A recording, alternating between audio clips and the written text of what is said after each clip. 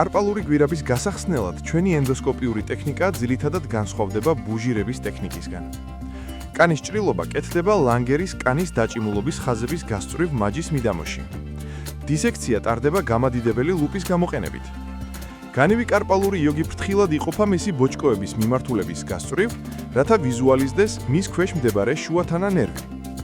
შემდეგ ენდოსკოპის რეტრაქტორის პირი შეხავთ კანსა და განივ კარპალურ იოგს შორის. ახლა ენდოსკოპი გთავაზობთ შესანიშნავ გადადებულ ხედს, როგორც განივ კარპალურ იოგზე, ასევე შუათანა ნერვზე.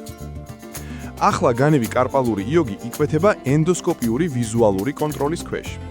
მარჯვენა ხელით მომუშავე ქირურგს უჭირავს რეტრაქტორ ენდოსკოპის სახელურს მარცხენა ხელით და მარჯვენა ხელით ისჭრის იოგს.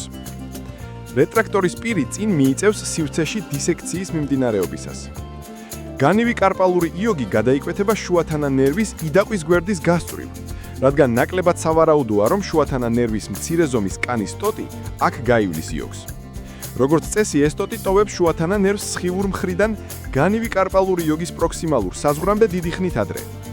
განივი იოგის სრული გადაკვეთის შემდეგ ბლაგვი ტერნერის დისექტორის შეხავთ დეკომპრესირებულ სივრცეში დეკომპრესიის ხარისხის შესაფასებლად და პალპაციისთვის. კანი იკერება 4-0 არააბსორბირებადი მონოფილამენტური ნაკერებით. სუბუკი კომპრესიული სახვევი გამოიყენება 4-დან 6 საათის განმავლობაში. პაციენტებს ურჩევენ გაიარონ რეაბილიტაცია და შეასრულონ სუბუკი საყოფაცხოვრებო აქტივობები ან მასთან მანქანა ოპერაციიდან პირველი დღიდანვე. ნაკერები იხსნება ოპერაციიდან მერვე დღეს.